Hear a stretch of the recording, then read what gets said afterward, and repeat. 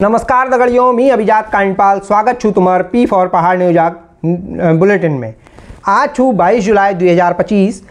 पहली तो मैं आप सबू छें धन्यवाद पूर्ण चाहूँ हमार बुलेटिन की शुरुआत कुमाऊनी भाषा में करने एक नई पहल के तुम सबू ले समर्थन दे अपन प्यार बरसा यह लीजिए बहुत है धन्यवाद। आज एक बुलेटिन में हम चर्चा करो खास खबरों। बुलेटिन में पंचायत चुनाव हेवेन जुड़ी खबर तो रॉल ही, साथ में बतून द्विजणियों नौकरी जानक कारण ले। यह के अलावा पहाड़ में हारी बीमारी में मददगार बनने वाले 108 एम्बुलेंस से जुड़ी अपडेट ले बताई जाल और सेहत के लीजिए सरकार एक और पहल ले बतून। रिश्तों कत्ल से जुड़ी समाचार रह रोल अंत तक बुलेटिन के देखिया। अब बुलेटिन शुरू करूँ आज अब पंचांग में। आज है सावन के कृष्ण पक्ष की द्वादशी तिथि और मंगलवार का दिन। द्वादशी सुबह 7:05 तक रहेगी और इसके बाद कल सुबह 4:39 तक त्रयोदशी तिथि रहेगी। शाम 7:24 तक मृगशिरा नक्षत्र और दोपहर 3:22 तक ध्रुव नाम का योग रहने वाला है।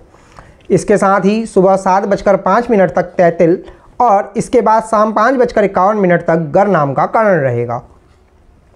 शुभ मुहूर्तों की बात करें तो दोपहर 12 बजे से 12:55 तक अभिजीत मुहूर्त और सुबह 11:14 से दोपहर 12:43 तक अमृतकाल रहने वाला है। अब शुरू करते हैं बुलेटिन पंचायत चुनाव से जुड़ी खबरों के साथ। उत्तराखंड पंचायत चुनाव में अगर इमरजेंसी के चलते वोटिंग कैंसिल हुई तो होगा पुनर्मतदान, क्या जान लीजिए डेट्स।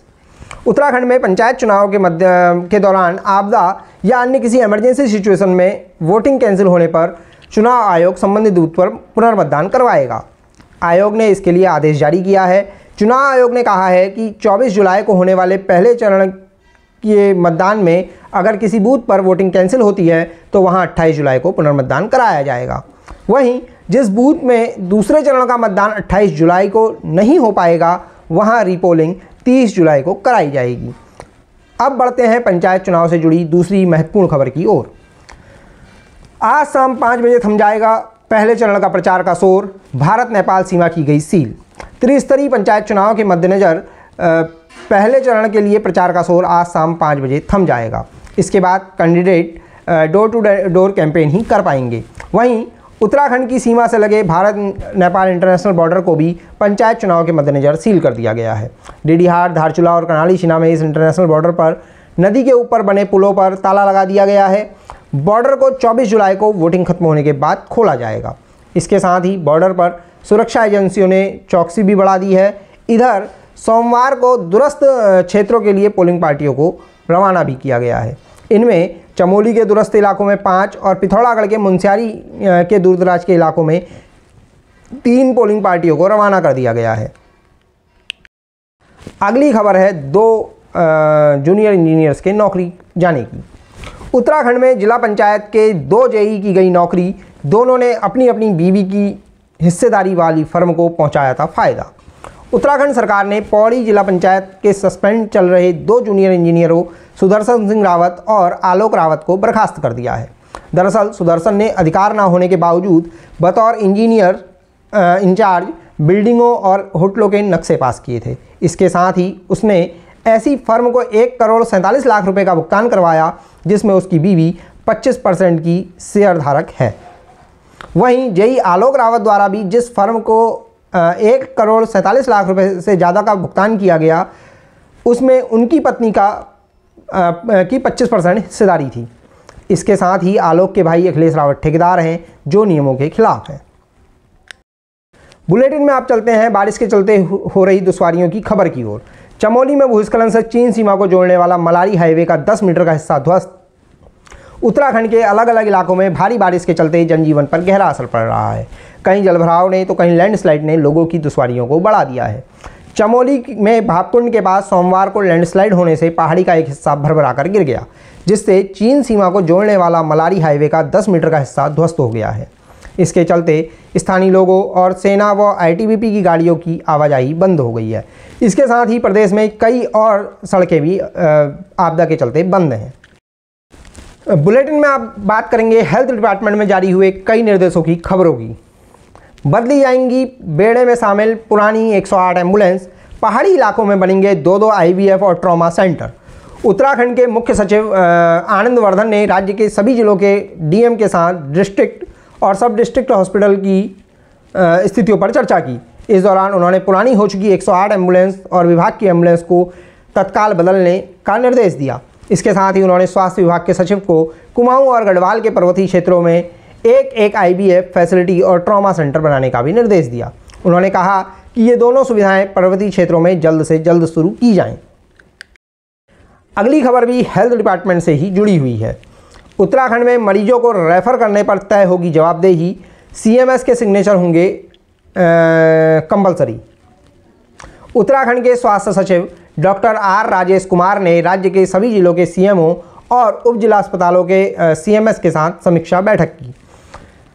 इस दौरान उन्होंने कई जरूरी निर्देश दिए। उन्होंने कहा कि सरकारी अस्पतालों से मरीजों को रेफर करने पर अब अधिकारियों की जवाबदेही तय होगी। हर रेफरल की जिम्मेदारी CMS पर होगी और रेफरल पर उनका साइन होना जरूरी होगा। साथ ही रेफरल का बिना ठोस कारण के नहीं किया जाएगा।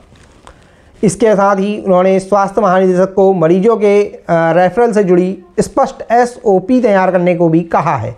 वहीं इमरजेंसी में मरीज को हायर सेंटर तक ले जाने के लिए सरकारी संसाधनों से सेवा देने की जिम्मेदारी भी CMO और CMS की होगी। इसके अलावा किसी की मृत्यु हो जाने पर शव को घर ले जाने के लिए अब परिजनों को परेशान नहीं होना पड़ेगा। मोर्चरी वाहन या शव वाहन नहीं मिलने पर CMO संसाधन जुटाकर शव को मृतक के परिजन या घर तक पहुंचाएंगे। वीडियो में आप बढ़ते हैं क्राइम की खबर की ओर। ये खबर हरिद्वार से है। जमीन हथियाने के लिए महिला ने प्रेमी और उसके दोस्त से करवाई देवर की हत्या। लालच जब रिश्तों से बड़ा हो जाता है तब इंसान हैवान बन जाता है। उसके लिए सही और गलत के बीच की लकीर मिट जाती है। जमीर दम तोड़ देता है और रिश्ते सौदा बन जाते हैं। इन सौदों में कभी ईमान बिकता है, कभी ज़मीन और कई बार अपनों की मौत की भी बोली लगती है। जब ज़मीन का टुकड़ा किसी अपने की ज़िंदगी से बड़ा लगने लगे और अवैध संबंध की कहानी आगे बढ़ने में कुछ रोड़ा आता है, तब रची जाती है वो साजिशें जो रिश्तों को शर्मसार करती हैं। क्राइम की आज की खबर भी कुछ ऐसी ही है। हरिद्वार में एक महिला ने अपने देवर की हत्या सिर्फ इसलिए करवा दी जिससे वह उसकी ज़मीन पर कब्जा कर सके और अपने प्रेमी के साथ रोज़ मिलने का सपना पूरा कर सके। दरअसल हरिद्वार पुलिस ने पिछले दिनों झाड़ियों में मृत मिले एक युवक की मौत का खुलासा किया है। पुलिस ने इस मामले में उसकी भाभी के प्रेमी और उसके दोस्त को गिरफ्तार किया है। पुलिस के मुताबिक महिला का पति अपने हिस्से की ज़मीन जायदाद बेचकर उसे लेकर हैदराबाद चला गया था, लेकिन उसकी नज़र अपने देवर के घर और ज़मीन पर थी, इसलिए उसने अपने देवर को रास्ते से हटाने की साजिश रची। बकौल पुलिस, महिला ने अपने प्रेमी से कहा कि अगर वह उसके देवर की हत्या कर देगा तो वो गांव लौट आएगी और उससे रोज़ मुलाकात होगी।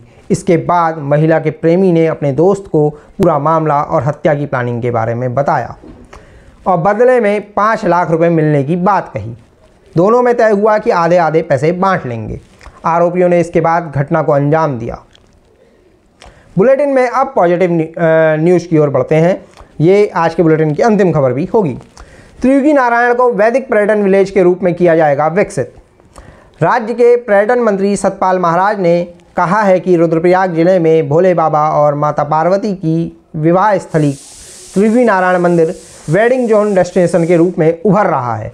उन्होंने अधिकारियों से कहा कि इस जगह की पौराणिक कथा व प्राकृतिक सुंदरता को देखते हुए इस गांव को बतौर वैदिक पर्यटन गांव डेवलप करें।